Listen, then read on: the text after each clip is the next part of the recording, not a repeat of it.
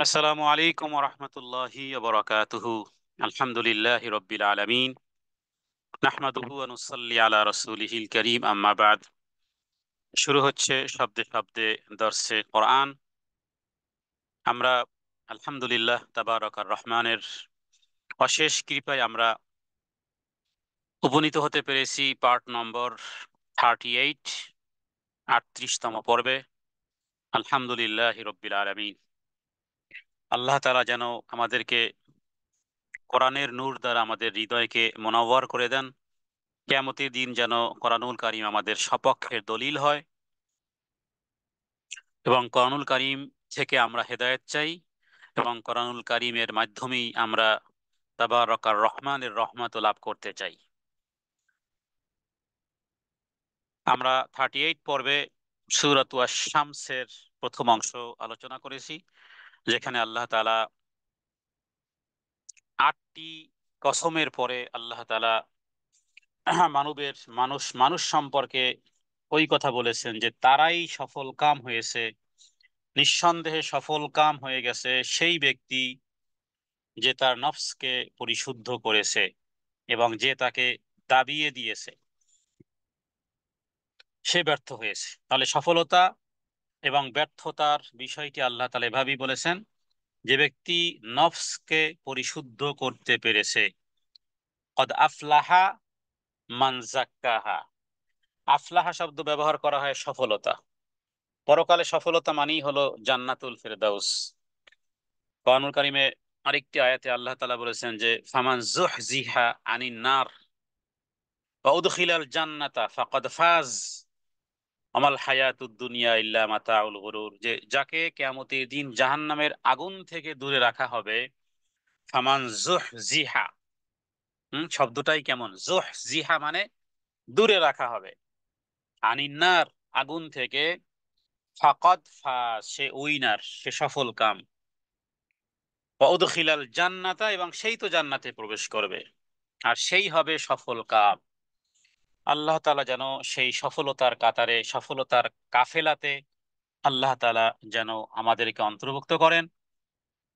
তাহলে এই সূরা লাইলের মধ্যে মোট 15টি আয়াত আছে। 15টি আয়াতের মধ্যে 8টি আয়াতের পরে আল্লাহ তাআলা এই দুটি ইনফরমেশন দিয়েছেন। এক ইনফরমেশন হলো যে নিঃসন্দেহে সফল হয়ে গেছে সেই ব্যক্তিরা যারা তাদের নিজেদের নফসকে পরিশুদ্ধ করেছে, আর তারাও ব্যর্থ হয়েছে, হ্যাঁ, ওয়াকাদ খাবা মান দাসাহা, আর তারা ব্যর্থ হয়েছে যারা প্রবৃত্তির অনুসরণ করেছে। আল্লাহ তাবারাকা ওয়া তাআলা তিনি মানুষকে অসৎকর্ম এবং সৎকর্ম উভয়ের জ্ঞান দান করেছেন, এবং নবী রাসূলদের মাধ্যমে পথ নির্দেশ করেছেন। ইবনে আব্বাস রাদিয়াল্লাহু তাআলা আনহু তিনি বলেছেন যে এর মাধ্যমে মূলত আসলে আল্লাহ তাআলা ভালো মন্দ প্রকাশ করে দিয়েছেন। মানুষ যা কিছু আমল করে এবং কষ্ট সহ্য করে, মানুষ যা কিছু আমল করে এবং এই যে কষ্ট সহ্য করে, এটা কি আল্লাহ তাআলা পক্ষ থেকে তাদের ভাগ্যে নির্ধারণ আছে কিনা, নাকি এটি লিপিবদ্ধ, নাকি এটি স্বভাবগত আগামীর জন্য করে করে যাচ্ছে, এ বিষয়ে তাকদীরের মাসআলা হলো যে দেখুন, আল্লাহ তাআলা সবকিছুর স্রষ্টা, মালিক সেই আল্লাহ সুবহানাহু ওয়া তাআলা। সমগ্র পৃথিবী সাম্রাজ্য তার হাতে, এবং তার কার্য সম্পর্কে কারো কোনো কিছু জিজ্ঞেস করার অধিকার বান্দাদের নেই, বরং তিনি সকলকে জিজ্ঞাসাবাদ করতে পারেন। তাহলে আমরা এই ক্ষেত্রে আমরা বলবো যে রাসূলুল্লাহ সাল্লাল্লাহু আলাইহি ওয়াসাল্লাম সাহাবীদেরকে ওইভাবে শিখিয়েছেন যে দেখো, আল্লাহ তাআলা যাকে যেই কাজের জন্য সৃষ্টি করেছেন তার থেকে সেই সেই জায়গায় অনুরূপ সেই সমস্ত আমল করা তার জন্য আল্লাহ সহজ করে দেন। আল্লাহ যদি কাউকে জান্নাতের জন্য সৃষ্টি করেন তাহলে জান্নাতের কার্যাবলী তার জন্য সহজ হবে, আর যদি জাহান্নামের জন্য সৃষ্টি করে থাকেন তবে জাহান্নামের, হ্যাঁ, কার্যাবলী তার জন্য সহজ হবে। এবং এই কথাই মূলত এই আয়াতের মধ্যে যে অনাফসিম ওয়ামা সাওয়াহা ফাআলহামাহা ফুজুরাহা ওয়া তাকওয়াহা, রাসূলুল্লাহ সাল্লাল্লাহু আলাইহি সাল্লাম এই আয়াত পাঠ করেছেন যে শপথ মানুষের, যিনি তাকে সৃষ্টি করেছেন এরপরে তাকে অসৎকর্ম এবং তাকে সৎকর্মের জ্ঞান দিয়েছেন। এখানে আরেকটি বিষয় হলো যে কে জান্নাতি বা কে জাহান্নামী, সেই চ্যাপ্টারটি আল্লাহ তাআলার। আপনার আমার কাজ কি? আপনার আমার তকদিরে কি আছে, তকদিরের উপর বিশ্বাস রাখতে হবে। কিন্তু এর অর্থ এটা নয় যে সেই তাকদীরের উপরে বিশ্বাস রেখে কোনো ধরনের কর্ম করব না, না। আল্লাহ তাআলা কর্মটাকে জ্ঞান জ্ঞান দেওয়ার কারণে এবং কর্মের ক্ষেত্রে আল্লাহ তাআলা উন্মুক্ত রেখেছেন বিধায় আমরা যে সমস্ত ভালো কাজগুলো করি সেই ক্ষেত্রে আল্লাহ তাআলার কাছে শুকরিয়া আদায় করা যে তুমি আমাদেরকে ভালো কাজ করার তৌফিক দান করেছো। আর যদি অসৎ কর্ম হয় এবং কেউ যদি মনে করে যে অসৎ কর্ম হওয়াটাই করাটাই আমার তকদিরে লিখিত ছিল, তাহলেই সে ভ্রান্তি হবে। কারণ সৎকর্মের সম্পর্ক রবের সাথে দিতে পারবো, এটা ইমানের মধ্যে কোনো কমতি ঘাটতি হবে না। কিন্তু পাপের কোনো সূত্র যদি আপনি রবের দিকে ধাবিত করেন, তাহলেই আপনার ইমানকে আপনি বিধ্বস্ত করবেন।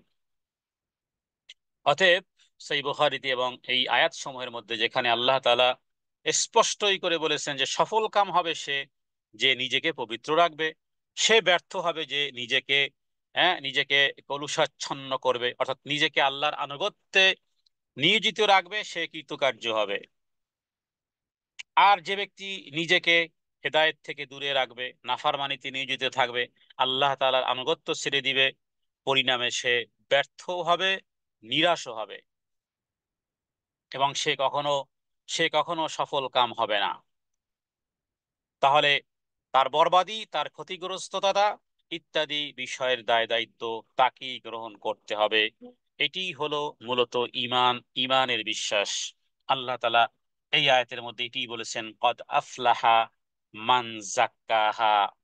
এবং ইবনে আব্বাস রাদিয়াল্লাহু তাআলা আনহু থেকে এইভাবে এই আয়াতের তাফসিরে হযরতে আবু হুরায়রা রাদিয়াল্লাহু তাআলা আনহু থেকে এইভাবে করে বিষয় বর্ণনা আছে। এবং এই ক্ষেত্রে আমরা গতকালকে যে দোয়াটি পাঠ করেছিলাম, যে এটা তাহলে কেন, যদি সুনির্দিষ্টই হয়ে থাকে তাহলে দোয়া দোয়া করার প্রয়োজনীয়তাই কেন? আমরা তাকদীর উপরে বিশ্বাস রেখেছি, তারপরও আল্লাহ তাআলা কেন বারবার বলেছেন যে উদউনি আস্তাজিব লাকুম, ডাকো আমি ডাকের সাড়া দেব? হ্যাঁ, তাহলে আমি না ডাকলেও তো পাবো। হ্যাঁ, কেউ ডাকে না, তবু আল্লাহ তাআলা দেন। কেউ আছে পৃথিবীতে আল্লাহ তাআলার কাছে কোনো কিছুই চায় না, তারপরও কোনো কিছুর অভাব তার নেই, আমরা চোখের সামনে দেখি। কিন্তু আবার কোনো ব্যক্তি চাচ্ছে আল্লাহ তাআলার কাছে, তবুও পাচ্ছে না। তাহলে বিষয়টা কি? কোরআনুল কারীম কি বলে? কোরআনুল কারীম তো বলে উদউনি আস্তাজিব লাকুম ওয়া ইযা সাআলাকা ইবাদি আন্নী ফাইন্নী করিব। হে নবী, আমার সম্পর্কে বান্দা যখন কোনো কথা বলে, তখন আপনি বলেন যে আমার কাছে কেউ যদি চায়, সাআলাকা ইবাদি, আমি কাছে, খুব কাছেই, ফাইন্নী করিব উজিবু দাওয়াতাদ দাঈ ইযা দাআন, তবে শর্ত হলো সে যখন আমার কাছে চাইবে তখন আমি দেব। তাহলে এখানে আল্লাহ তাআলা চাচ্ছেন বান্দার কাছ থেকে যে সে যেন চায়। যে চায় না তাকেও দিচ্ছেন, যে চাচ্ছে তাকে দিচ্ছেন অথবা দিচ্ছেন না। যে কিন্তু আল্লাহ তাআলার মানহাজটা কি, আল্লাহ কি চান? আল্লাহ চান বান্দা যেন চায়। আমি পেলাম কি পেলাম না, আমার খাতায় জিরো থাক, কিন্তু আমি তো আমার খালেকের দায়িত্ব পালন করেছি।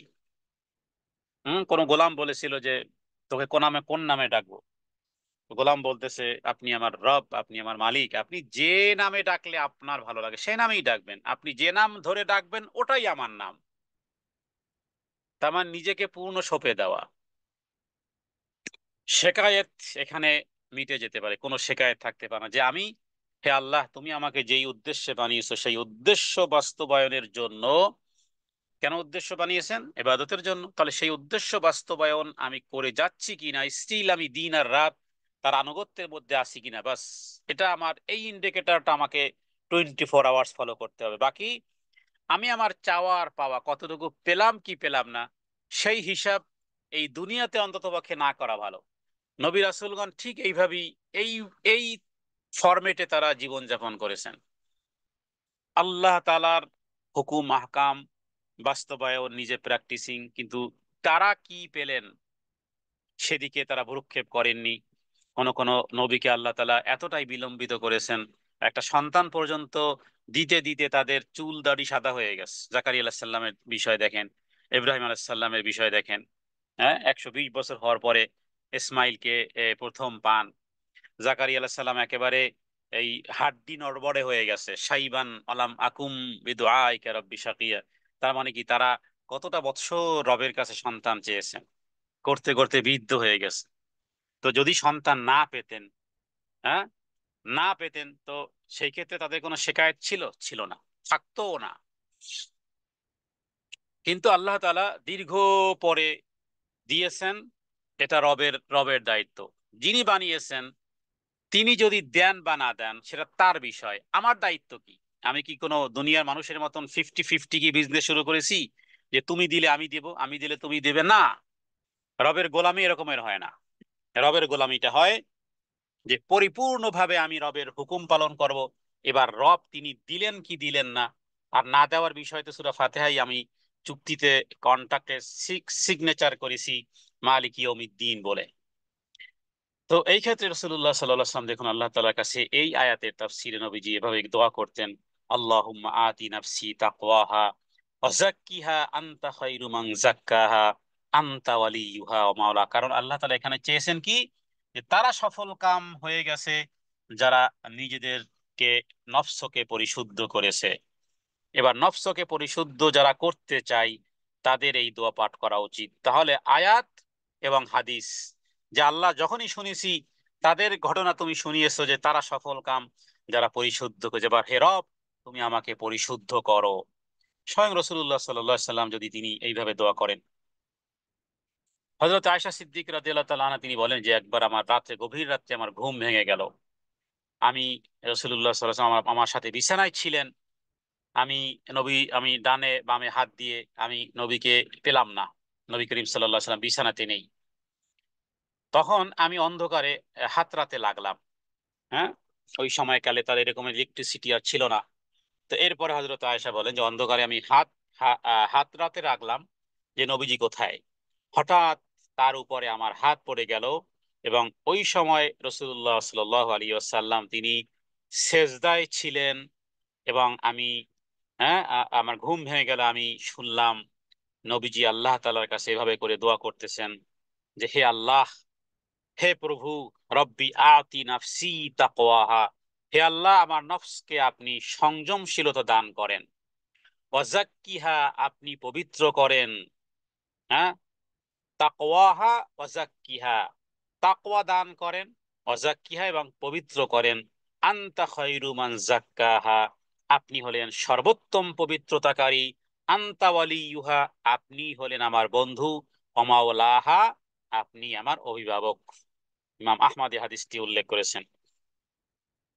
আর জায়েদ বিন আরকাম থেকে এই আয়াতের তাফসিরে আরেকটি দোয়া উল্লেখ করা, সেখানে একটু বড়, তবে এই দোয়াটা আমরা অনেকে খন্ড খন্ড ভাবে জানি। সেটা ছিল এরকমের, আল্লাহুম্মা ইন্নী আউযু বিকা মিনাল আজজি ওয়াল কাসলি ওয়াল হারামি ওয়াল জুবনি ওয়াল বুখলি ওয়া আযাবিল কবরি।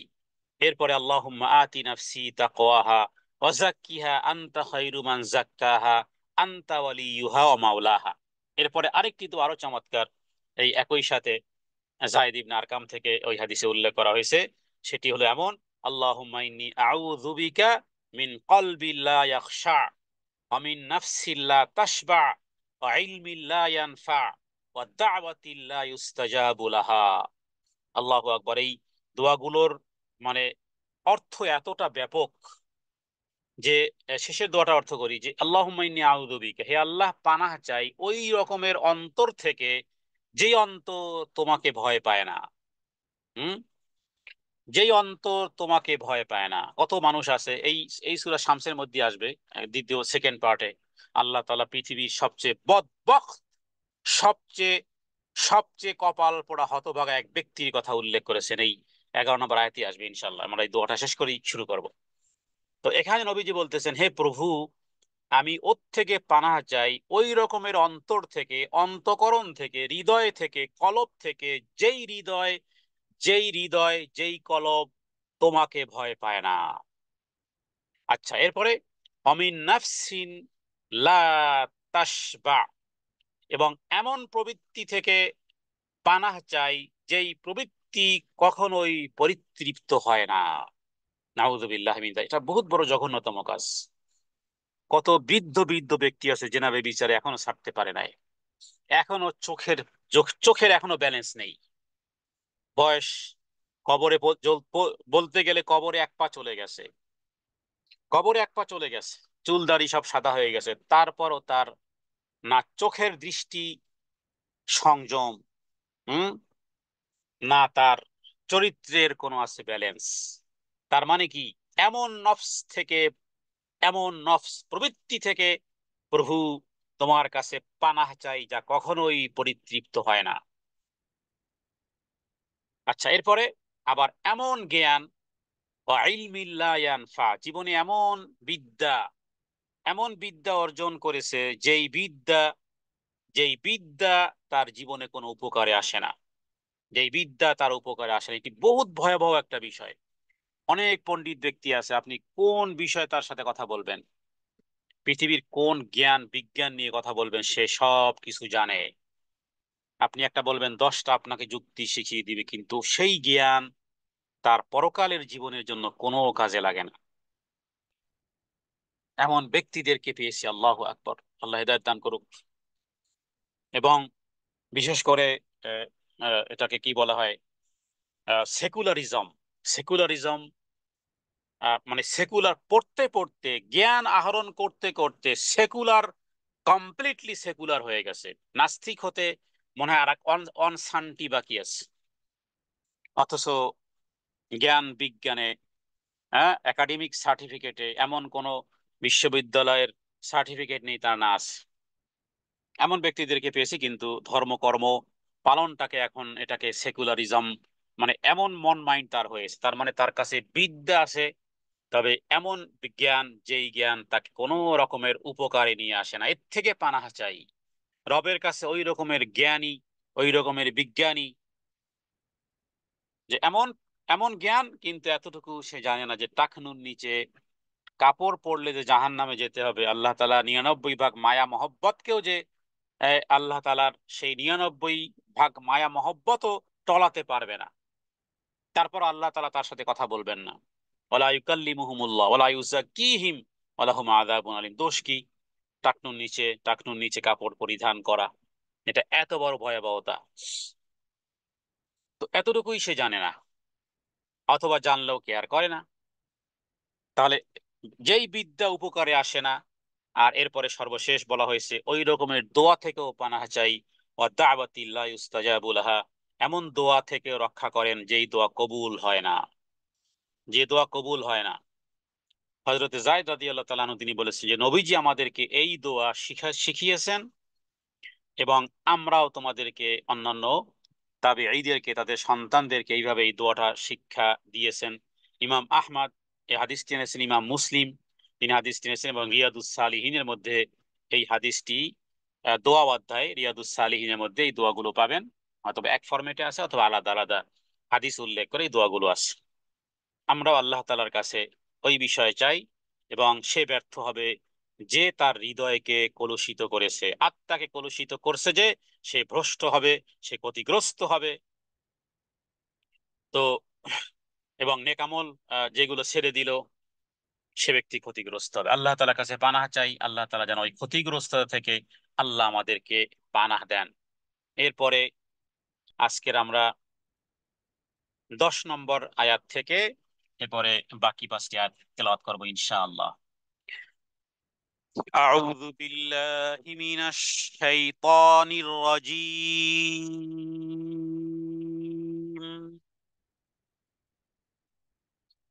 আয়াত নম্বর 10। وقد خاب من دساها، وقد وقد خاب من دساها، وقد وقد خاب من دساها।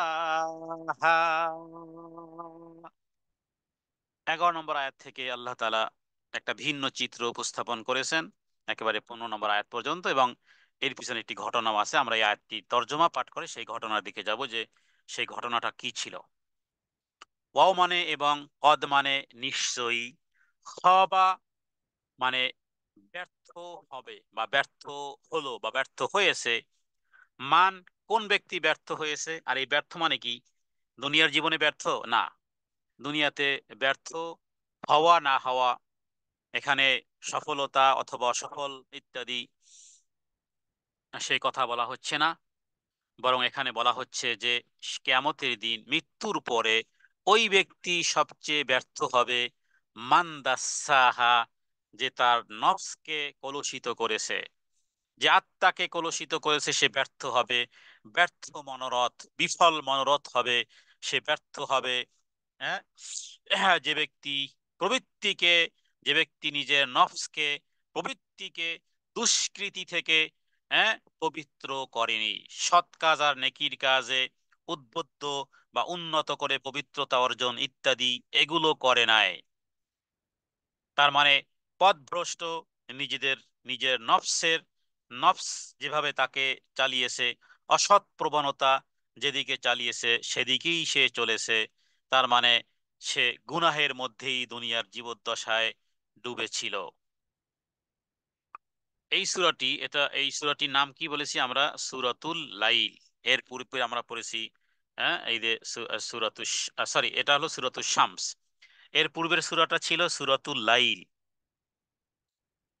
তো রসুল্লাহ সাল্লাম কোনো মুআজ রাদিয়াল্লাহু তাআলা আনহুকে, আপনারা জানেন মুআজকে, রসুল্লাহ সাল্লামের যত সাহাবী ছিল এর মধ্যে এই একজন সাহাবী কি বলেছিল, ইয়া মুআজ আমি তোমাকে ভালোবাসি।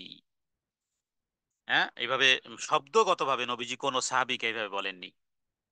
সেই মুআজকে বলেছিল যে হে মুআজ, তুমি এই যে সূরা শামস ওয়াশ শামসি ওয়া দুহাহা, তারপরে এই যে সূরাতুল লাইল ওয়াল লাইলি ইযা ইয়াগশাহা, এরপরে সাব্বিহিসমা রাব্বিকাল আলা, এটা দিয়ে কি তুমি নামাজ পড়তে পারো না? হ্যাঁ, সালাতের জন্য নবীজি এইভাবে করে মুআজ রাদিয়াল্লাহু তাআলা আনহুকে তিনি বলেছেন যে এই সমস্ত সূরা দিয়ে কি তুমি সালাত আদায় করতে পারো না? এবং রাসূলুল্লাহ সাল্লাল্লাহু আলাইহি ওয়াসাল্লাম সাধারণত ভাবে এশার সালাতগুলো এই জাতীয় সূরা দিয়ে তেলাওয়াত করতেন, যেই সূরাগুলোতে 15 আয়াত, 20 আয়াত, হ্যাঁ 10 আয়াতের উপরে এরকমের আয়াতগুলো আছে। আর মাগরিবের সালাতগুলো রাসূলুল্লাহ সাল্লাল্লাহু আলাইহি ওয়াসাল্লাম ছোট্ট ছোট্ট সূরা দিয়ে পাঠ করতেন, যেমন সূরা আসর থেকে শুরু করে সূরা নাস পর্যন্ত। আর এশার সালাত সূরা বুরুজ 15 আয়াত, 20 আয়াত ইত্যাদি। আর ফজরের সালাতে কখনো কখনো 40 আয়াত, 50 আয়াত, 60 আয়াত পর্যন্ত রাসূলুল্লাহ সাল্লাল্লাহু আলাইহি ওয়াসাল্লাম পাঠ করতেন। ফজরের সালাতে একটু লম্বা করতেন, কারণ ফজরের সালাতে কি হয়, ফেরেশতা নাজিল হয়। আল্লাহু আকবার।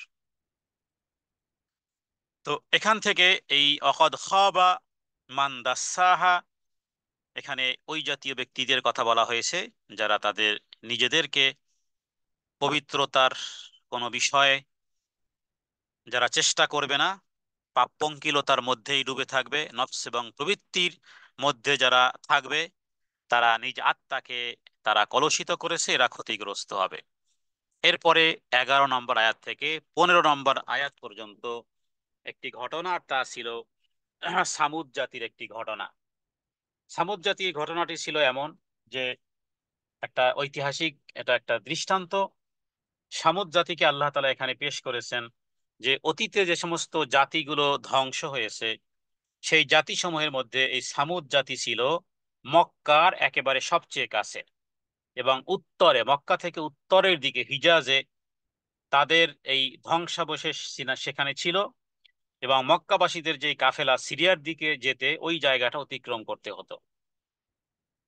এবং জাহিলি যুগের কবিতায় তাদের আহ, পদ্যে ছন্দে ব্যাপকভাবে তাদের আরববাসীদের অন্যান্য এর মধ্যে এটি ব্যাপকভাবে চর্চা ছিল। এটি বিষয়টি ছিল যে সামুদ জাতি তাদের একজন নবী ছিল, যেই নবীর নাম হলো সালেহ আলাইহিস সালাতু ওয়াস সালাম। প্রথমত তাকে মিথ্যা নবী দাবি করলো, তাকে বললো তুমি নবী না। তারপরে তারা তারা ছিল বেশ কিছু দুষ্কৃতি কাজ তারা করত, এবং সালেহ আলাইহিস সাল্লামকে তারা বিভিন্ন হুমকি ধামকি ইত্যাদি, তাদের বিদ্রোহী মনোভাব, তাদের কার্যক্রম ইত্যাদি, নবুয়তকে মিথ্যা বলার সাথে সাথে তারা সালেহ আলাইহিস সাল্লামের বিরুদ্ধে করলো। একটা পর্যায়ে সামুদ জাতি তারা সালেহ আলাইহিস সাল্লামকে এই বলে চ্যালেঞ্জ দিল যে তুমি যদি সত্যিকার অর্থেই কোনো নবী হও, আল্লাহ তাআলা তোমার মতন ব্যক্তিকে যদি আল্লাহ নবী বানান, তাহলে একটা একটা নিশানা, একটা মুজিজা, হ্যাঁ, একটা অলৌকিক কিছু আমাদেরকে দেখাও। তো এরপরে হজরতে সালেহ আসসালাম তিনি আল্লাহ তাআলার কাছে দোয়া করলেন। আল্লাহ তাআলা বললেন যে ঠিক আছে, ওরা যেহেতু মুজিজা দেখতে চায়, তাহলে বলো তাদেরকে যে একটা উট নিয়ে আসবে। এই যে সামনে পাহাড় দেখতেছো, এই পাহাড় থেকে বের হয়ে একটা উট নিয়ে আসবে, যেটা গর্ভবতী হবে। হ্যাঁ, তো এটা যখন তার বলা হলো, এবং বলা হলো যে মনে রাখো এটা কিন্তু আল্লাহর উটনি। হ্যাঁ, জমিনের যেথায় সেথায় তাকে চড়াতে দিতে হবে, এবং সে কিন্তু অনেক পানি পান করবে। এবং সে যেদিন পানি পান করবে সেদিন তোমরা তোমাদের অন্যদিন তোমরা সবাই তোমাদের পশুদের পানি পান করাবে। আর এটিও মনে রাখো এটা কিন্তু আল্লাহ তাআলার উটনি, যেহেতু তোমাদের চাহিদা মোতাবেক একটা উটনি আল্লাহ তাআলা তোমাদের সামনে এনেছেন, কখনো তার গায়ে আঘাত করবে না। যদি আঘাত করো তাহলে কিন্তু আল্লাহর আযাব এবং গজব তোমাদের উপরে আসবে। এরপরে ঘটনা কি হলো, এই কোরআনুল কারীমের এই আয়াত থেকেও বিষয়টি স্পষ্ট হবে। আর ঘটনা ছিল এমন যে এই উটনীটি এই পরিমাণ পানি পান করতো যে অন্যান্য মালিকেরা তাদের উটনীগুলো পানি কম হয়ে যেত। হ্যাঁ, তো খাবার খেত বেশি, পানি পান করতো বেশি।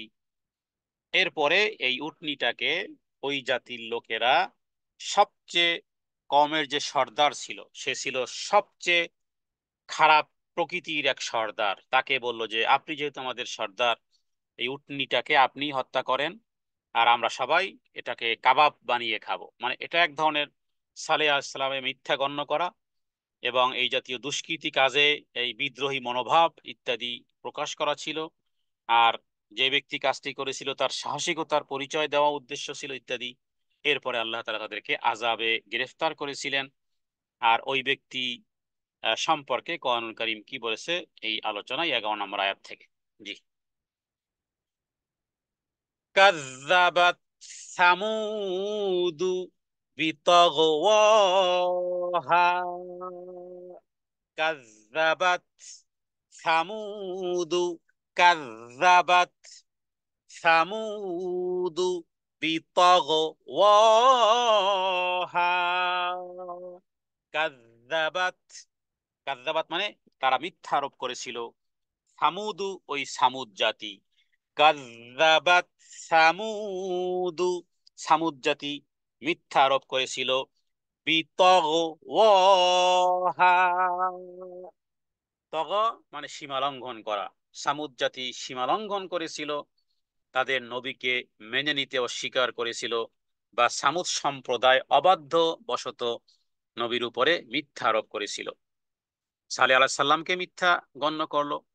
তারপরে তাদের হেদায়েতের জন্য চেষ্টা করলেন, তাদের আহ, নবীর কথাকে বিশ্বাসযোগ্য করার জন্য উৎসাহ আল্লাহর হুকুমে তিনি তাদের সামনে পর্যন্ত আসলেন, কিন্তু তারা যেই দুষ্কৃতিতে লিপ্ত ছিল সেটা তারা কেউ ত্যাগ করলো না। সালেহ আলাইহিস সালাম তাকওয়ার দিকে দাওয়াত দিয়েছিলেন, কিন্তু তারা গ্রহণ করতেও চাইলো না। তো এই সামুদ জাতির এই অবাধ্যতার কথা আল্লাহ তাআলা এখানে বলেছেন। বিতগওয়াহা, তগিয়ান মানে অবাধ্যতা, যেটা সীমা ছাড়িয়ে যায়, বা মিথ্যা জ্ঞান করা, উদ্বুদ্ধ প্রকাশ করা ইত্যাদি বিষয়গুলো তুগয়ান। এমনকি যখন খুব বেশি বৃষ্টি হয় বা যখন সমুদ্রে তুফান হয় সেটাকেও বলা হয় তুগয়ান।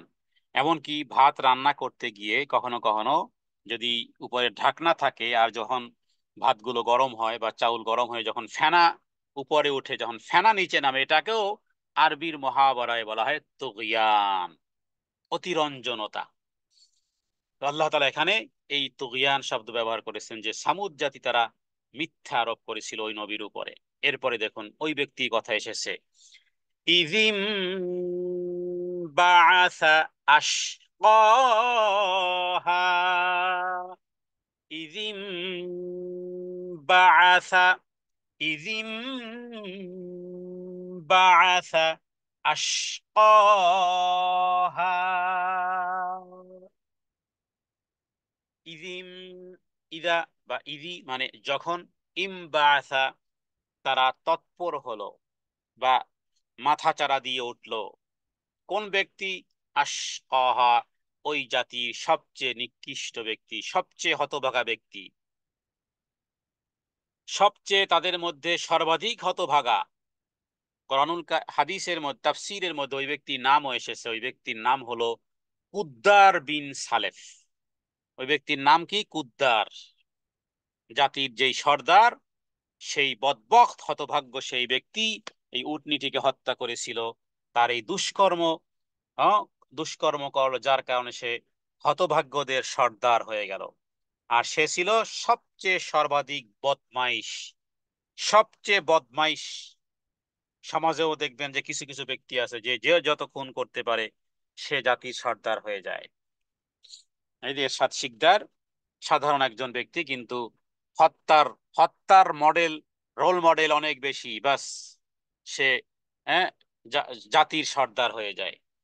তো সর্বাপেক্ষা ওই জাতির মধ্যে সর্বাপেক্ষা হতভাগা, সে জাতির এই জাতীয় নিকৃষ্ট কাজের অগ্রবর্তী হিসেবে সে ভূমিকা পালন করলো। সেই ব্যক্তি হলো কুদ্দার, তার নাম কুদ্দার বিন সালেফ, সর্বাধিক হতভাগা ব্যক্তি। রসুল্লাহ সাল্লাল্লাহু আলাইহি ওয়াসাল্লাম এই ব্যক্তির নাম যেমন উল্লেখ করেছেন, অনুরূপভাবে কোরআনুল কারীম ওই ব্যক্তিকে সবচেয়ে হতভাগা ব্যক্তি উল্লেখ করা হয়েছে। এর পরের আয়াতে দেখুন, 13 নম্বর আয়াত। ফাকালা লাহুম রাসূলুল্লাহ, ফাকালা লাহুম রাসূলুল্লাহি নাকাতাল্লাহি ওয়া সুকয়াহা, ফাকালা লাহুম রাসূলুল্লাহি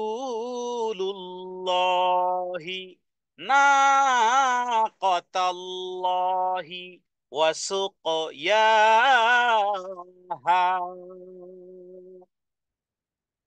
প্রতিটি শব্দ শব্দের সাথে যদি আপনারা মুখ মিলান তাহলে আশা করা যায় যে কিছুটা শুদ্ধ হবে ইনশাআল্লাহ। ফাকালা লাহুম, ফাকালা মানে ওই নবী সালেহ আলাইহিস সালাম, ফা মানে অতঃপর, কলা মানে বলা, লাহুম জাতিদেরকে বলল, সামুদ জাতি যারা ছিল তাদেরকে বলল। কে বলল? রসুল্লাহ। সমস্ত নবীরাই কিন্তু আল্লাহর রাসূল। হ্যাঁ, রসুল্লাহ মানে আমরা রসুল্লাহ সাল্লাল্লাহু আলাইহি সাল্লামকে যেভাবে করে বলি, অন্যান্য নবীদেরকেও যারা আল্লাহর পক্ষ থেকে প্রেরিত।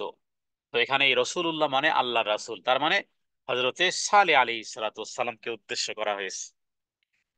সে কি বলল? যে না কতাল্লাহ, না ক শব্দের অর্থ হলো উটনি, উষ্ট্রি, অথবা না কতাল্লাহ আল্লাহর উষ্ট্রি। কেউ কেউ এটাকে অর্থ করেছেন যে এই আল্লাহর উষ্ট্রি বলতে এখানে বলা হয়েছে যে সাবধান, এই উষ্ট্রিটা এরকমের যে যে কেউ যেন এটাকে স্পর্শও করবে না। এবং অসুক ইয়াহা, এবং সে যখন পানি পান করবে তখন তাকে বাধাও দিবে না। যারা আরবি পড়তে পারেন, যারা মক্কাতে গেছেন, তারা দেখবেন এই যে জমজম পানির এই যে প্লাস্টিকের যেই বক্স থাকে সেখানে লেখা থাকে সুকিয়ায়ে জমজম, মানে জমজম পানি পান, জমজম পানি পান। সুকিয়া মানে পান করা। তো আল্লাহ রাসূল সাল্লাল্লাহু আলাইহি সাল্লাম তিনি বললেন যে আল্লাহর উষ্ট্রি এবং তার পানি পান সম্পর্কে, এটা আল্লাহর উটনি, এটাকে পানি পান করতে কখনো তোমরা বাধা দিবে না। আল্লাহর এটা উষ্ট্রি, এটা তোমাদের জন্য একটা সাবধান বিষয়। পানি পান করানোর বিষয়ে তিনি সাবধান করে দিয়েছিলেন। কোরআনুল কারীমে অন্যান্য স্থানে সামুদ জাতির কথা এবং সালেহ আলাইহিস সালাতু ওয়াস সালামের কথা সূরা হুদের মধ্যে, সূরা ফজরের মধ্যে আরো বিভিন্ন জায়গাতে উঠে এসেছে যে এটা মুজিজা হিসেবে এই উটনি তাদের সামনে হাজির করেছিলেন এবং সেটি জমিনের যেখানে ইচ্ছা সেখানে চড়ে বেড়াবে। আর সে একদিন সমস্ত পানি পান করত, অন্যদিন পশুরা সেই দিন পানি পান করতো না। এবং এটাও বলা হয়েছিল তার গায়ে কখনো হাত দিবে না, তাহলে কিন্তু আযাব বর্ষিত হবে, এবং এটাকে ভয় করো। এরপরে কি করলো এরা? ওই জাতির সবচেয়ে হতভাগা লোককে ডেকে তারা একমত হলো এবং বলল যে এত এত নিয়ম কানুন, হ্যাঁ, এর চেয়ে ভালো যে এই উটনিটাকেই শেষ করে দাও। আর ওই লোক, ওই যে কুদ্দার, এই কুদ্দারে এই কাজের দায়িত্ব নিয়েছিল। তো কোরআন কারীমে আল্লাহ তাআলা এই আয়াতের মধ্যে সালেহ আলাইহিস সালাম এই বিষয়টি উল্লেখ করেছেন। এরপরে 14 নম্বর আয়াত। ফাকাযযাবুহু ফাআকারুহা ফাকাযযাবুহু ফাআকারুহা ফাদামদামা আলাইহিম রব্বুহুম বিযামবিহিম ফাসাওয়াহা।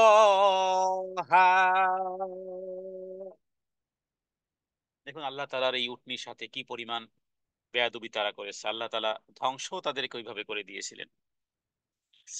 যেদিন তারা উটনিটি সালেহ আলাইহিস সালাম দূরে কোথাও গিয়েছিলেন, এসে দেখেন যে তারা কাবাব, গোশতকে কাবাব বানিয়ে আগুনে পুড়ে পুড়ে খাচ্ছে, আর হ্যাঁ মানে হাসি ঠাট্টা করতেছে সালেহ আলাইহিস সালামের সাথে। দেখো কোথায় কি আযাব টাযাব, এই যে দেখো পেটের মধ্যে নিয়ে ফেলেছি সব, হ্যাঁ জবেও হয়ে গেছে, এরপরে একেবারে ভুনাও হয়ে গেছে, এই যে কাবাবও আমরা খাচ্ছি। তো এই জাতীয় কর্মকাণ্ডের বিষয় যখন সালেহ আলাইহিস সালাম দেখলেন, তিনি আল্লাহ তাআলাকে, আল্লাহ তাআলার ভয় করার জন্য এবং তাদের এই শাস্তির জন্য বললেন যে ঠিক আছে, আরো 3 দিন সময় নাও, আরো 3 দিন হাসি ঠাট্টা, হুল তামাশা যা খুশি তাই করে নাও। 15 নম্বর আয়াতে আল্লাহ তাআলা ওদেরকে যে কিভাবে ধ্বংস করেছিলেন কোরআনকারী বা অন্যত্র, আল্লাহ তাআলা বলেছেন যে এই পরিমাণ আওয়াজ, আওয়াজ, এক চিৎকার, এক আওয়াজ এসেছে। সূরা মাআরিজের মধ্যে আরেক জাতির কথা বলা হয়েছে যে এই পরিমাণ বাতাস প্রবাহিত হয়েছিল যে প্রায় 7 থেকে 8 দিন ওই লাশগুলো তো একসাথে মানে মরে গেছে, এরপরে লাশগুলোকে বাতাস যেভাবে দেখেছেন যে উপরে না একবার নিচে না একবার ভেঙ্গে চুরে কিভাবে একাকার দলামুচড়া করে দেয়, এইভাবে বাতাস তাদেরকে নিয়ে 8 দিন খেলেছিল। আল্লাহ তাআলার কোনো আযাব যখন এসে যায় তখন আল্লাহ তাআলা কোনো পরোয়া করেন না। কখনো কখনো ভালো মানুষও আযাবে গ্রেফতার হয়ে যায়, যদিও মারা যায়, কিয়ামতের দিন নিয়তের কারণে আল্লাহ তাআলা তাকে উঠাবেন, কিন্তু কোনো বিপদ আপদ যখন এসে যায় সেই ক্ষেত্রে বাঁচার একটা রাস্তাও আছে, যেটা আমরা আয়াতের সর্বশেষ আয়াতে বলবো। যখন গোটা জাতির সাথে সালেহ আলাইহিস সালাতু ওয়াস সালামের ওই জাতির ওই কর্মকাণ্ডকে কেউ কেউ সমর্থন করেছিল, বলেছিল আসলেই তো এরকমের উটনী, এরকমের সব পানি পুনি খেয়ে ফেলে, আমাদের উটনী পায় না। যারা সমর্থনও জুগিয়েছিল আল্লাহ তাআলা ওদেরকেও আযাবে গজবে গ্রেফতার করেছিলেন। কারণ একটা জাতি তো পুরো একটা একটা উটের গোশত তার পুরো জাতি ভাগ করে পায় না, কিছু ব্যক্তিবর্গ, কিন্তু তাদের সমর্থনে কিছু ব্যক্তিবর্গ ছিল যারা হয়তো দূর দূরান্তে, অন্যায় কাজ করা আর অন্যায়ের সমর্থন দেওয়া সমান সমান গুনাহ। আল্লাহ তাআলা এখানে কি বলেছেন? ফাকাযযাবুহু ফাকাযযাবুহু ফাআ ফাআকারুহা ফাদামদামা ফাদামদামা আলাইহিম ফাদামদামা আলাইহিম রব্বুহুম, মিম সাকিনের পরে বা মিম সাকিনের গম, বিজাম বিহিম, নুন সাকিনের কলব একলব, নুন সাকিনের পরে বা আসলে মিম দ্বারা পরিবর্তন, বিজাম বিহিম ফাসাওয়াহা ফাকাযযাবুহু, তারা মিথ্যা আরোপ করলো, ফাআকারুহা, আর শেষ পর্যন্ত সেই উটনিটাকে হত্যাই করে ফেললো। এরপরে শুরু হলো ফাদামদামা, আল্লাহ তাআলা ধ্বংস করে দিলেন আলাইহিম ওই জাতিকে, রব্বুহুম তোমার প্রভু, বিজামবিহিম তাদের পাপের জন্য, ফাসাওয়াহা একেবারে তুলো ধুনো করে দিয়েছিলেন, মাটির সাথে সমানভাবে মিশিয়ে দিয়েছিলেন তাদেরকে। উটনি হত্যা করার পর সামুদ জাতির লোকেরা সালেহ আলাইহিস সাল্লামকে এইভাবে করে বলেছিল যে আচ্ছা তুমি যে আযাবের ভয় দেখাও বারবার, তো পারলে সেই আযাব আনো, পারলে সেই আযাব নিয়ে আসো তুমি। সূরা হুদে হযরত সালেহ আলাইহিস সালাতু ওয়াস সালাম এর কথা রেকর্ড হয়েছে, সেখানে তিনি বলেছেন যে ঠিক আছে, 3 দিন পর্যন্ত কাবাব তো খেয়েছো, হজম করে নাও, 3 দিন পর্যন্ত নিজেদের গৃহে আরো আরামায়েশ করে নাও, তারপরে আল্লাহ তাআলার আযাব আসবে, এবং এমন একটি সতর্কবাণী যা মিথ্যায় পরিণত হয়নি। এবং আরবের লোকেরা এই ধ্বংসপ্রাপ্ত জাতির এই জাতিটির এলাকা মক্কা থেকে উত্তরের দিকে হিজাজের দিকে, এবং মক্কাবাসীদের কাফেলা ওই রাস্তা দিয়ে সিরিয়ায় যেতে হতো। সুতরাং আইয়ামে জাহিলিয়াতের যুগে এই ঘটনাগুলো তাদের কাছে স্পষ্ট ছিল। তো তারা রাসূলের কথাকে অগ্রাহ্য করলো, উটনীর প্রথমে রক কেটে দিয়েছিল, শেষ পর্যন্ত পাপের কারণে আল্লাহ তাআলা তাদেরকে ধ্বংস করে মাটিতে মিশিয়ে দিয়েছিলেন। তো যেই ব্যক্তি এই দুঃসাহস করলো, সেই কুদ্দার যে সামুদ জাতির লোকেরা, এই 3 দিন পর্যন্ত তারা গৃহে এরপরে অবস্থান করেছিল। এরপরে আল্লাহ তাআলা এমন কঠোর শাস্তি সেই জাতির উপরে এমন ভাবে আল্লাহ তাআলা দিয়েছিলেন যে পুরো জাতিকে নাস্তানাবুদ করে দিয়েছিলেন। জাতির আবাল বৃদ্ধ বনিতা সবাইকে বেষ্টন করা হয়েছিল। ওই কুকাজ, এমন ধরনের কুকাজ ওই কুদ্দার নামক ওই ব্যক্তি করেছিল। কিন্তু অন্যরা ধ্বংস কেন হলো? কাজ তো করলো একজনে। এই কারণে, যেহেতু ওই কাজে ওই জাতির সমস্ত লোকেরা তারা জড়িত ছিল, সেজন্য আল্লাহ তাআলা সবাইকে সমান অপরাধী গণ্য করে। এবং এই উটনী হত্যার এই বিষয়ে, যেহেতু মন্দ কর্মে জড়িত সেই জাতির কয়েকজন ব্যক্তিও যদি থাকে, কিন্তু পুরো জাতির সমস্ত লোক সেখানে কোনো আপত্তি যদি না করে, তাহলে মনে রাখবেন আল্লাহর আযাব সবাইকেই গ্রেফতার করে। এখান থেকে বহু হাজারো মাসআলা বের হয়ে আসে। সমর্থন করা আর অসমর্থন করা। হ্যাঁ, অন্যায় দেখে যে ব্যক্তি ভ্রু কুঁচকায় না, অন্যায় দেখে যে ব্যক্তি কথা বলে না, সেও বোবা শয়তান। ইহুদি জাতিদের কিছু ব্যক্তিদেরকে আল্লাহ তাআলা বানর বানিয়েছিলেন। 3 শ্রেণীর লোককে এক শ্রেণী সরাসরি অবাধ্য করেছে, শনিবার মাছ ধরতে তারা উদ্বুদ্ধ হয়েছে। আর এক শ্রেণী ছিল, তারা একটু বেশি চালাক, তারা বলল যে আমরা এমন ভাবে একটা কার্যক্রম চালাবো, যে কারণ শনিবার মাছ ধরা যেহেতু নিষেধ, আমরা এর আগে এমন একটা লোন বা কি বলে নোল কেটে আমরা এমন ভাবাতে আনবো, ওদিন আমরা মাছ ধরবো না, কিন্তু মাছ আমরা শনিবারের পরে ধরবো। কিন্তু আমরা যেহেতু শনিবারে মাছ আসে, অতএব মাছকে খাবার দেব, খাবার দিতে দিতে দিতে দিতে এমন একটা জায়গাতে আটকাবো যাতে করে আবার রিটার্ন না আসতে পারে, ধরবো রবিবার। তাহলে দেখুন, এখানে দুই জাতি, এক জাতি যারা শনিবারে সরাসরি মাছ ধরেছে, আর এক জাতি যারা শনিবার মাছ ধরেনি, তবে শনিবারে তারা মাছের খাবার টাবার দিয়ে একটা জায়গাতে মোটামুটি একটা আটকে রেখেছে যে তারা ধরবে রবিবার। আর এক জাতি, কিছু ব্যক্তিবর্গ আছে না যে এই সমস্ত কাজে আনন্দ পায়। মারামারি লাগুক, গরুতে গরুতে গুতাগুতি লাগুক, বাংলাদেশে বহু জায়গাতে আছে, এগুলো হারাম।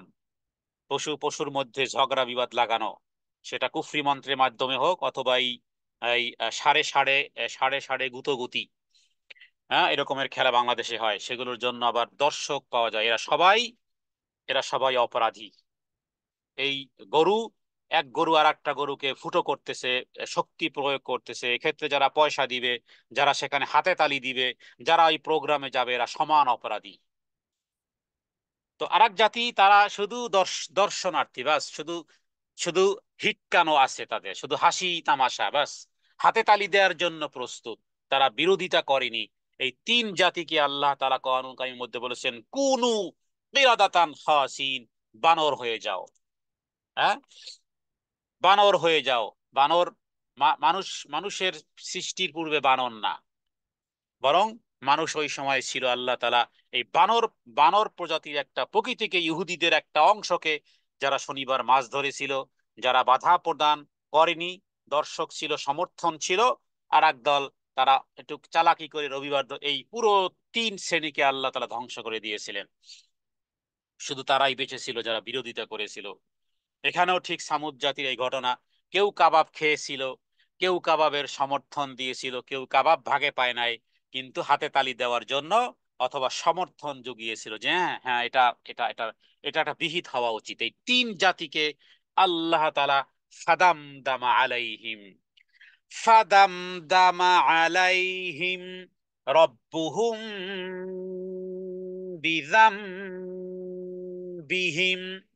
দাম মানে এই মন্দ কর্মের সাথে জড়িত, সে যেইভাবেই হোক না কেন, প্রত্যক্ষ অথবা পরোক্ষ অথবা সমর্থন। এই কুদ্দারের কাজে বা ছাগলের বাচ্চা নাচে খুঁটির জোরে, তারা এই কুদ্দার নামক এই বদবক্ত হতভাগা এই পাপিষ্ঠ এই নিকৃষ্ট এই জঘন্যতম এই ব্যক্তি জাতির সমর্থন তার উপরে ছিল, বিধায় সে গিয়ে রক্তটা কেটে দিল এই এই আল্লাহর এই উটনীর। তো মন্দ কাজে পুরো জাতির সমস্ত লোক যদি আপত্তি না করে, যারা আপত্তি করেছিল তাদেরকে আল্লাহ ধ্বংস করেননি, তারা সালেহ আলাইহিস সালাতু ওয়াস সালামের সাথেই ছিল। অতএব সমাজে যখন মন্দ কাজ দেখা হয়, সেখানে যদি কেউ চুপচাপ থাকে, সেটাও এক ধরনের মৌনতাও এক ধরনের সম্মতির বহির প্রকাশ। ফাদাম দামা, আল্লাহ তাআলা একাকার করে দিয়েছেন, এই আযাব দিয়ে সমানভাবে ব্যাপক করে দিয়েছেন, কাউকে তিনি ছাড়েননি আযাব দিয়ে। জাতির আবাল বৃদ্ধ বনিতা সকলকেই ধ্বংস করে দিয়েছিলেন। হ্যাঁ, মাটির উঁচু আর নিচু বরাবর করে দিয়েছিলেন, মাটির নিচে ধসিয়ে দিয়েছিলেন। ফাদাম দামা আলাইহিম রব্বুহুম বিযাম বিহিম ফাসাওয়াহা। ফাসাওয়াহা মানে একেবারে সমান সমান করে দিয়েছিলেন, পাপের শাস্তি দিয়ে পাকড়াও করেছিলেন, এবং তাদের তাদের পাপের দরুন তাদেরকে চিৎকার ধ্বনি দিয়ে ধ্বংস করেছিলেন। এবং তিনি সবাইকে সবাইকে শাস্তিতে সমান হিসেবে আল্লাহ তাআলা পরিগণিত করেছিলেন, কারণ তাদের সমর্থন ছিল, তাদের ভোট ছিল, তাদের রায় ছিল, একাত্মতা ছিল, সম্মতি ছিল, ইত্যাদি ইত্যাদি। সর্বশেষ আয়াত আর এক ধরনের চ্যালেঞ্জ। ওয়ালা ইয়াখাফু উকবাহা, ওয়ালা ইয়াখাফু উকবাহা, ওয়ালা ইয়াখাফু উকবাহা।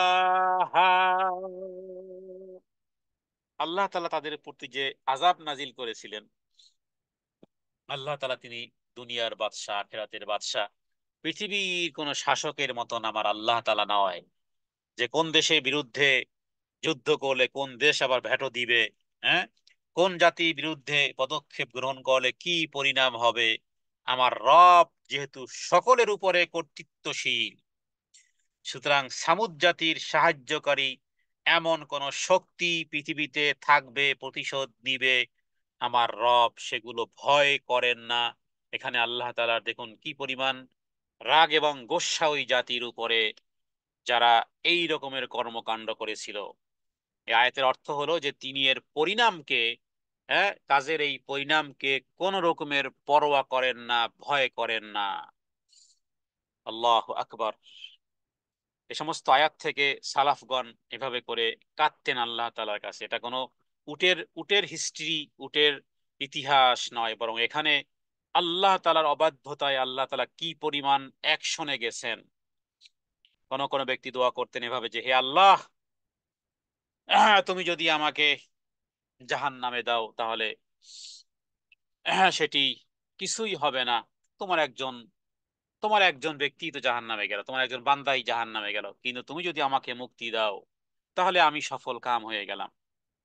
কারণ এখানে ওয়ালা ইয়াখাফু উকবাহা, এই আয়াতকে কেন্দ্র করে সালাফরা আল্লাহ তাআলার কাছে জাহান্নামের আগুন থেকে, এবং এতটুকু বুঝতেন যে এখানে আল্লাহ তাআলা বলছেন আমি কোনো পরোয়া করি না, পৃথিবীর সমস্ত মানুষকে যদি আল্লাহ জাহান্নামে দেন তবুও মনে রাখবেন আল্লাহ তাআলা আদেল, এই বিশ্বাস রাখতে হবে। গোটা পৃথিবীর মানুষকে যদি তিনি তিনি যদি জাহান্নামে দেন তবুও তিনি ইনসাফকারী, তিনি বেইনসাফি নন।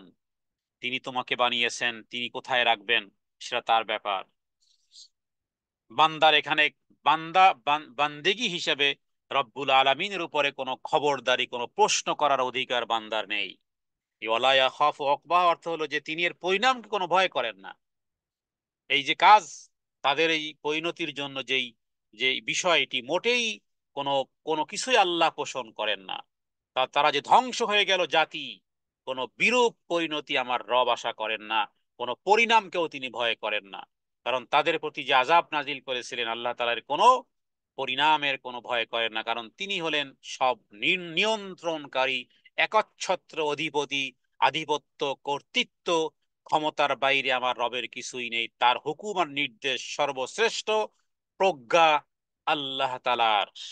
তিনি পৃথিবী বানিয়েছেন, মানুষ বানিয়েছেন, কিন্তু আল্লাহ তাআলা তিনি যদি মুমিনদেরকে যদি জাহান্নামে দেন, তবুও কোনো মুমিনের অধিকার নেই যে জাহান্নামে কেন আসলাম। হ্যাঁ, কাফেরদেরকে যদি তিনি জান্নাতে দেন, তাহলে কোনো অধিকার নেই কেউ বলবে যে তাদেরকে কেন জান্নাতে দিলেন। কিন্তু আল্লাহ তাআলা এটি করবেন না, কারণ কোরআনুল কারীমে আল্লাহ তাআলা চ্যালেঞ্জ করেছেন যে আমি ইন্নাল্লাহা লা ইউদিউ, নিশ্চয়ই তোমার প্রভু কোন আমলকে বরবাদ করবেন না। লা ইউদিউ আজরাল মুহসিনিন। অন্যত্র আল্লাহ বলেছেন ওয়ালা ইউজলামুনা ফাতিলা, বিন্দু পরিমাণও যদি কেউ করো আমি সেটাকেও নষ্ট করব না। তো এখানে এই সামুদ জাতির এই হঠকারিতা, এই অহংকার, এবং নবী রাসূলের সাথে এইভাবে করে এই মিথ্যা প্রতিপন্ন এই আচরণ, হ্যাঁ, ইত্যাদি এই জাতীয় কর্মকাণ্ড সম্পর্কে আমরা এই কোরআনুল কারীম থেকে জানলাম। এবং আল্লাহ তাআলা হযরতে সালেহ আলাইহিস সালাতু ওয়াস সালামের এই মুজিজাকে, আল্লাহ তাআলা এই মুজিজার সাথে যারা এই জাতীয় কর্মকাণ্ড করেছিল, আল্লাহ তাআলা তাদেরকে যেভাবে ধ্বংস করে দিয়েছেন কোনো পরোয়া করেননি। আল্লাহ তাআলাকে ভয় করা এবং পৃথিবীর সবচেয়ে পাপী এবং নিকৃষ্ট, রাসূলুল্লাহ সাল্লাল্লাহু আলাইহি ওয়াসাল্লাম একবার হযরত আলীকে বলেছিলেন, হে আলী, আমি কি তোমাকে বলবো সারা পৃথিবীর সবচেয়ে নিকৃষ্ট পাপী দুটি লোকের কথা কি আমি তোমাকে বলবো? এরপর নবীজি বলেছিলেন যে প্রথম যে ব্যক্তি সেটি হলো সেই জাতির সেই নরাধম। হ্যাঁ, সবচেয়ে নিকৃষ্ট হলো ওই ওই ওই ব্যক্তি যে হযরতে সালেহ আলাইহিস সালাতু ওয়াস সালামের স্ত্রীকে হত্যা করেছিল। হ্যাঁ, সেই ব্যক্তি। আর দ্বিতীয় ব্যক্তি সম্পর্কে হযরত আলীকে বলেছিলেন যে যেই ব্যক্তি যে তোমার কপালে জখম করবে এবং তুমি রক্তে রঞ্জিত হবে। আপনারা জানেন হযরত আলী রাদিয়াল্লাহু তাআলা আনহু তিনি ফজরের সময় মানুষকে ডাকতেন, আসসালাত আসসালাত আসসালাত, সালাত সালাত সালাত, সালাতের আহ্বান করত। আহ, এখন মুরব্বী যারা আছেন, আমরা দেখতাম ছোটকালে যে দাদারা তারা বাড়িতে বাড়িতে ফজরের সময় বিশেষ করে ডাকতেন, সালাত সালাত সালাত, হ্যাঁ, আসসালাত আসসালাত। নবীজির শেষ কথা ছিল আসসালাত আসসালাত। তো হযরত আলী রাদিয়াল্লাহু তাআলা আনহু এভাবে করে ফজরের সময় ডাকতেন সালাতের জন্য, আসসালাত আসসালাত। এরপরে এক পাপিষ্ঠ ব্যক্তি, সে তার তরবারিকে বিষাক্ত বিষ দিয়ে পর্যন্ত সেই তরবারিকে ডুবিয়ে রেখেছিল। এরপর রাতের গোপন এই ফজরের সময় গাছের আবডালে সে ছিল, আর হযরতে আলী রাদিয়াল্লাহু তাআলা আনহুকে ঠিক মাথা বরাবর তরবারি মেরেছিল সেই পাপিষ্ঠ। এরপরে আলী রাদিয়াল্লাহু তাআলা আনহু রক্তাক্ত হয়েছিলেন, শরীর দ্বিখণ্ডিত হওয়ার মতো। আল্লাহ তাআলা তারপরে এই শাহাদাতে মৃত্যু হযরতে আলী রাদিয়াল্লাহু তাআলা আনহুর হয়েছিল।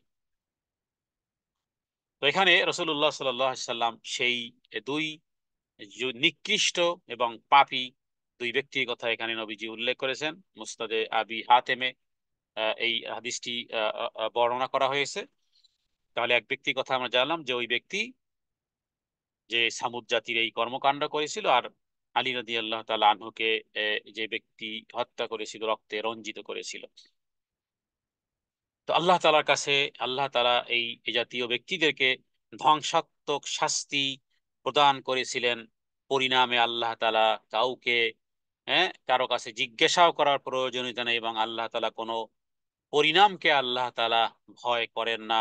ওয়ালা ইয়াখাফু উকবাহা, তিনি এই কাজের পরিণতির কোনো কিছুই, কোনো ভয় তিনি পোষণ করেন না।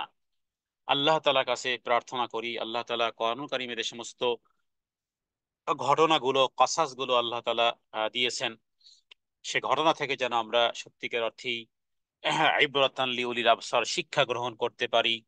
এবং সেই সাথে সাথে এই সূরাটির এই আয়াতের সর্বশেষ এই আয়াত আর সূরার শুরুর দিকে আমরা যে বিষয়টি জেনেছি, আল্লাহ তাআলা বারবার কসম করে যেন চেয়েছেন যে বান্দা যেন তার প্রবৃত্তিকে দমন করে আত্মশুদ্ধি অর্জন করে। কারণ আল্লাহ তাআলা দুনিয়াতে যা কিছু দিয়েছেন, সূরা কাফের মধ্যে আপনারা পাবেন আল মাল ওয়াল বানুন জিনাতুল হায়াতিদ দুনিয়া ওয়াল বাকিয়াত সলিহাত খায়রুন ইনদা রাব্বিকা সাওয়াবান ওয়া খায়রুন আমালা। এই মাল এবং সম্পদ, হ্যাঁ, আল মাল আল বানুন সন্তান সন্ততি আর সম্পদ, এগুলো কি? এগুলো জিনাতুল হায়াতিদ দুনিয়া, এগুলো শুধুমাত্র দুনিয়ার দুনিয়ার চাকচিক্য। কোথাও আল্লাহ তাআলা সূরা আল ইমরানের মধ্যে বলেছেন যুয়্যিনা লিন-নাস, মানুষের জন্য শোভনীয় করেছি হুব্বুশ শাহাওয়াত, হ্যাঁ, পুরুষের জন্য নারীকে, নারীর জন্য পুরুষকে ইত্যাদি, অথবা সেক্সুয়াল বিষয়, এটা একটা মাত্র দুনিয়ার সাথেই সম্পর্ক। তো তবে সেটা বৈধ ভাবে করলে সেটার জন্য সওয়াব পাওয়া যাবে। তো এটা একটা দুনিয়ার দুনিয়ার জিনাত, হ্যাঁ, হাব্বু শাওয়াত। তারপরে মিনান নিসা, নারী, অল বানিন সন্তান সন্ততি, অল কনাতির, এরপরে স্বর্ণ এবং রৌপ্য, হ্যাঁ, দামি দামি জিনিস, দামি দামি ফার্নিচার, দামি দামি ঘর বাড়ি অথবা ম্যাটারিয়াল, হ্যাঁ, জীবন পরিচালনা করার জন্য কত ধরনের ম্যাটারিয়াল প্রয়োজন। আংটি, স্বর্ণের আংটি বলেন, রৌপ্যের আংটি বলেন, ঘর বাড়ি, দালান কোঠা, মার্বেল পাথর দিয়ে, দামি গাড়ি, দামি সবকিছু, দুনিয়ার যে সমস্ত বিষয়গুলো আছে এগুলো। অল কানাতিরিল মুকান্তারাতি মিনাজ যাহাবি ওয়াল ফিদ্দাতি ওয়াল খাইলিল মুসাওয়ামাতি। খাইল এখানে ঘোড়া, হ্যাঁ, বর্তমানে ঘোড়ার পরিবর্তে গাড়ি, দামি গাড়ি। অল খাইলিল মুসাওয়ামাতি ওয়াল আনআম ওয়াল হারস, হ্যাঁ, খ্যাত খ্যাতি, জায়গা সম্পদ, ঘর বাড়ি, দালান কোঠা, অ্যাপার্টমেন্ট, যা কিছু দুনিয়া, এগুলো সবগুলোকে আল্লাহ তাআলা কোরআন একটি আয়াতের মধ্যে বলেছেন এগুলো হলো শুধুমাত্র দুনিয়ার সৌন্দর্য বাস। এরপরে আয়াতের শেষ হয়নি, এরপরে আল্লাহ তাআলা বলেছেন এগুলো হলো যালিকা মাতাউল হায়াতিদ দুনিয়া, দুনিয়ার জীবনের উপায় উপকরণ, হ্যাঁ, ফায়দামন্দ হওয়া, কিছু ভোগ করা ইত্যাদি। মাতা মানে ভোগ করা, হায়াতিদ দুনিয়া।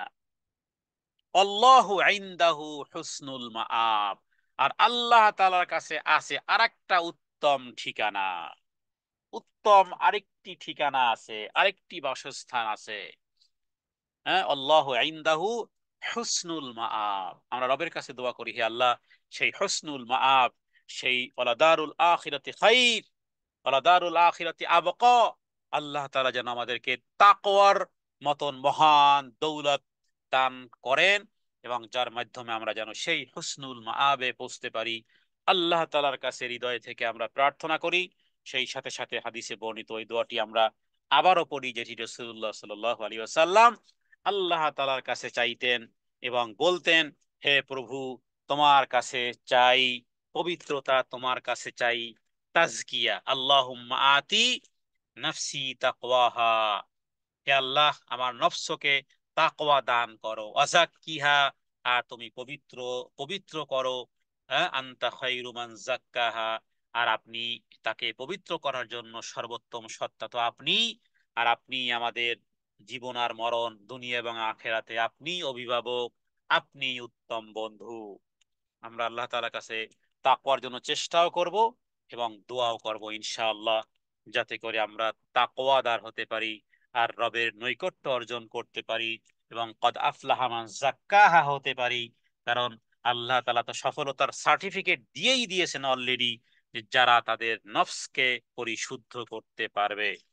নফস পরিশুদ্ধের ক্ষেত্রে সর্বশেষ একটি কথা বলে আজকের আলোচনা শেষ করব, সেটি হলো যে আল্লাহ তাআলার গোটা ইসলামকে, গোটা কোরআন এবং সুন্নাহকে যদি এক কথার মধ্যে নিয়ে আসি, তাহলে দুই জিনিসটি বের হয়। এক হলো আল্লাহর হক আর বান্দার হক। গোটা কোরআনুল কারীমকে, গোটা হাদিসকে যদি নিয়ে আসা হয়, তাহলে দুটি কথা বের হয়, এক হলো আল্লাহর হক আর এক হলো বান্দার হক।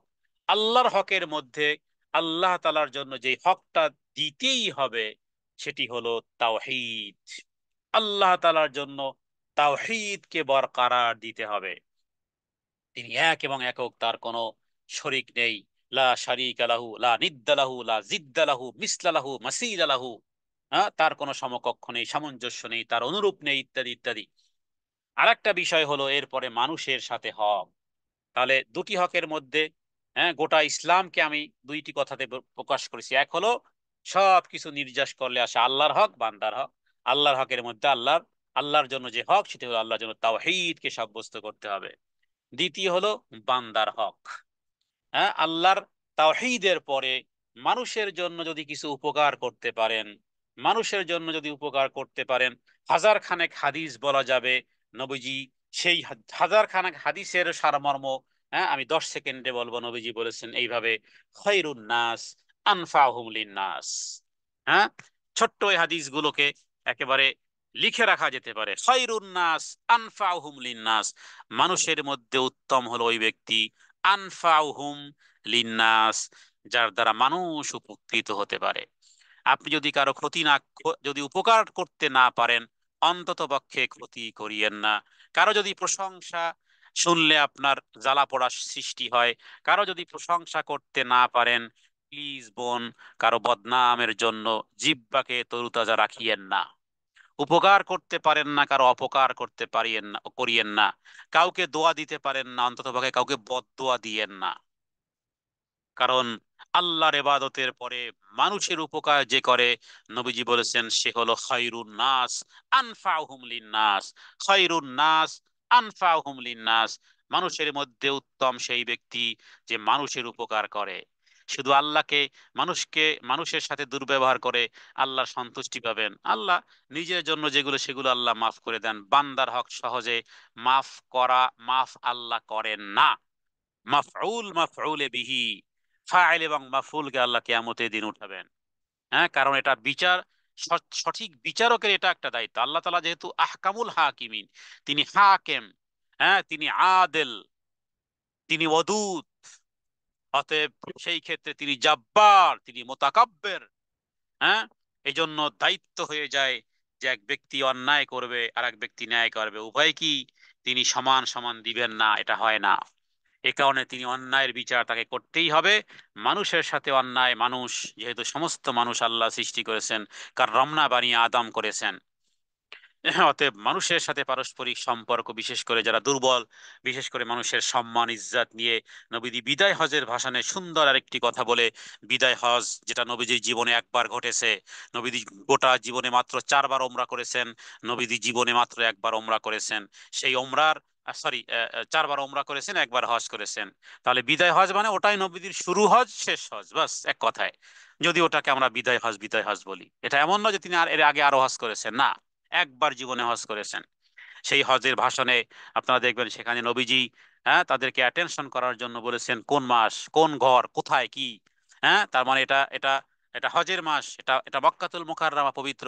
এইবার নবীজি বলেছেন এই দিন যেমন সম্মানিত, এই কাবা ঘর যেমন সম্মানিত, মাস যেমন সম্মানিত, এই দিন যেমন সম্মানিত, অনুরূপভাবে মুসলমানদের সম্মান এবং ইজ্জত ঠিক সেই রূপ সম্মানিত। ইমাম নববী 40 হাদিসের মধ্যে ওই হাদিসটি, দীর্ঘ একটা হাদিস কিনেছেন। আপনি কি মনে করেন মানুষের সম্মান, কাউরে হয়তো আপনি হত্যা করেননি, কারো সম্পদ আত্মসাৎ করেননি, কারো ইজ্জত যদি লুণ্ঠন করে থাকেন, আপনি সমান অপরাধ করেছেন। ওই ব্যক্তিকে হত্যা করা যেমন অপরাধ, ওই ব্যক্তির সম্পদ লুণ্ঠন করা যেমন অপরাধ, অনুরূপভাবে কারো ইজ্জত লুণ্ঠন করেছেন যেমন সমানে সমান। তার মানে আপনি ওই ব্যক্তির সম্পদ লুট করেছেন, ওই ব্যক্তিকে হত্যা করেছেন, অথচ আপনি আসলে এগুলো কিছুই করেননি, কিন্তু ইজ্জাত নবীজি একই ক্যাটাগরিতে এনেছেন।